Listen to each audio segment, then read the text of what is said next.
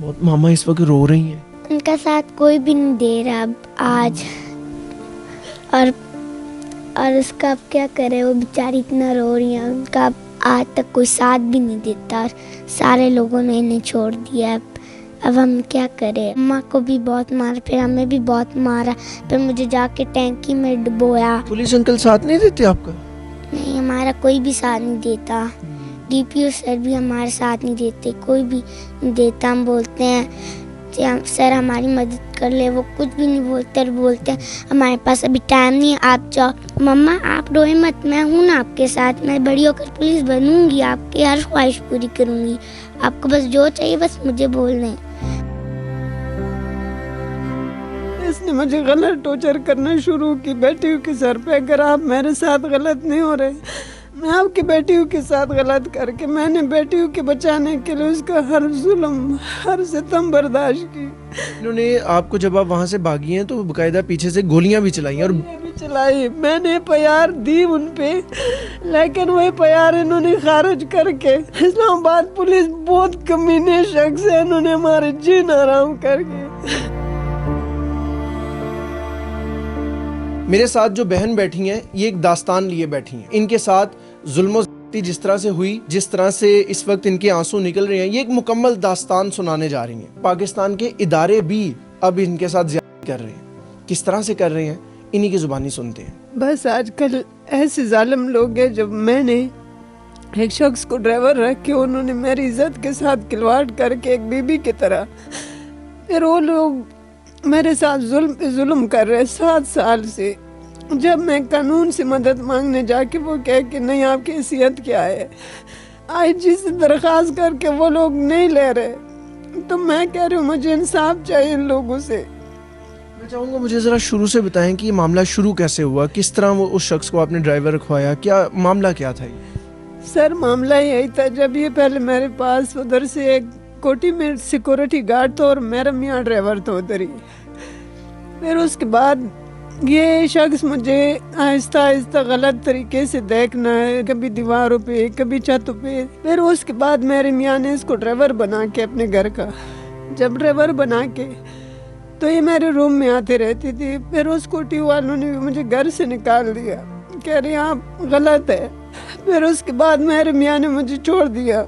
جب چھوڑ کے اس نے مجھے ایک الگ گھر دے کے, جب گھر دے کے کچھ دن یہ میرے ساتھ ٹھیک رہتی, 1 سال تک, مہینے تک. پھر اس کے بعد سر اس نے مجھے غلط ٹارچر کرنا شروع کی بیٹیوں کے سر پہ. اگر آپ میرے ساتھ غلط نہیں ہو رہے, میں آپ کی بیٹیوں کے ساتھ غلط کر کے, میں نے بیٹیوں کے بچانے کے لیے اس کا ہر ظلم ہر ستم برداشت کی. 7 سال تک میں برداشت کرتی رہتی ہوں. یہ مجھے کبھی چکوال, کبھی ادھر اسلام آباد, کبھی پنڈی, لیکن میں خاموش رہ کے. اب جب میں نے قانون کی طرف ہاتھ بڑھا دیا, قانون میرا ساتھ نہیں لیتی. شہزاد ٹون تانے میں 7 مہینے سے مسلسل جا رہی ہوں ڈی پی او کے پاس, ایسی چوک کے پاس سے میری بات تک نہیں سنتی. کہہ رہے آپ مکار عورت ہے, آپ غلط عورت ہے. بنی گالے تانے کے ساتھ آفس سے میں ادھر بھی گئی. وہ کہہ کہ بی بی ہم کچھ نہیں کر سکے, آپ کوئی اچھا وکیل کرے, مجھے اب حکومت سے انصاف چاہیے. آپ نے بتایا کہ اس نے آپ کو قید میں بھی رکھا ہوا تھا, یہ کس طرح قید والا معاملہ بھی بتائیے. یہ جب مجھے رکھ کے جس جگہ پر, کبھی کس کو بلاتی تھی کبھی کس کو, میں ان کو منع کر رہی تھی نہ کر میرے ساتھ, کہہ رہی نہیں. آپ یہ سارا معاملہ جب پولیس کو بتانے جاتی ہیں تو پولیس کیا کہتی ہے؟ پولیس مجھے کہہ کہ ہمیں کیا پتہ ہے بی بی, یہ آپ کے گھر کے معاملہ ہے. تو جب میری زندگی کے ساتھ 7 سال سے کھلواڑ ہو رہا ہے, وہ میرے گھر کا مسئلہ ہے کہ میں قانون سے مدد مانگتی ہوں, ایک اپنا احتجاج کروں جو مجھے انصاف تو دے اپنی عزت کے لیے, لیکن یہ لوگ میرا کوئی نہیں سنتی. آپ کو انہوں نے باقاعدہ پولیس کی جو خواتین تھی انہوں نے بند کر کے مارا, یہ کیوں مارا؟ میں گئی ان کے پاس رات, جب مجھے کوئی انصاف تو دے دے, تو اس نے بولا لیڈیز کو بلا کے اور اس کو چانٹے لگا دے. ایک چیز بتائیے گا کہ آپ وہاں سے چکوال سے انہوں نے آپ کو رکھا ہوا تھا, بند کیا ہوا تھا, وہاں سے نکل کے کیسی آئی ہیں؟ سر میں ادھر سے انہوں نے جیسے مجھے پہاڑی پہ چھوڑ کے, اور یہ میرے پہ گولی چلاتی تھی, میں بھاگ رہی تھی, وہ پہاڑی تھی. اس کے جو عمران شخص نے میرے پہ گولی چلا کے تو میں بھاگ کے ایک پہاڑ کے نیچے ہو کے پھر وہ پہاڑی انہوں نے مجھے نہیں دیکھا. ایک ٹکٹر والا کہ میں اس کے ٹکٹر پہ بیٹھ کے انہوں نے مجھے گھر پہ پناہ دے کے انہوں نے صبح صبح مجھے اذان کے ساتھ تانے پہنچائی. یعنی انہوں نے آپ کو جب آپ وہاں سے بھاگی ہیں تو باقاعدہ پیچھے سے گولیاں بھی چلائی ہیں. اور بھی چلائی. میں نے پیار دی ان پہ لیکن وہ پیار انہوں نے خارج کر کے ان کے علاقہ ہے. لیکن پھر بھی میرے پنجاب کی پولیس اور پنجاب کے آئی جی سے یہ امید ہے جب مجھے انصاف دلائے گی, لیکن اپنے اسلام آباد پولیس سے نہیں ہے. اسلام آباد پولیس بہت کمینے شخص ہے, انہوں نے ہمارے جین حرام کر کے. یہ آپ کی چھوٹی بیٹی ہے؟ یہ میری چھوٹی بیٹی ہے سر. اس کو وہ ٹینکیوں میں ڈبوتی تھی, اس کو جان سے مارتی تھی. وہ کیا نام ہے آپ کا؟ لائبہ. لائبہ کون سی کلاس میں پڑھتی ہو؟ 1. بہت ماما اس وقت رو رہی ہیں. ان کا ساتھ کوئی بھی نہیں دے رہا اب آج, اور اس کا اب کیا کرے, وہ بیچاری اتنا رو رہی ہیں. ان کا اب آج تک کوئی ساتھ بھی نہیں دیتا اور سارے لوگوں نے انہیں چھوڑ دیا. اب ہم کیا کریں, اب ہمارے پیچھے وہ بھی ہے. تو اب جب بھی مما کام پر جاتی تھی پہلے تو ہمیشہ آ کر گھر میں روم میں بند کر کر ہمیں مارتا رہتا تھا بار بار.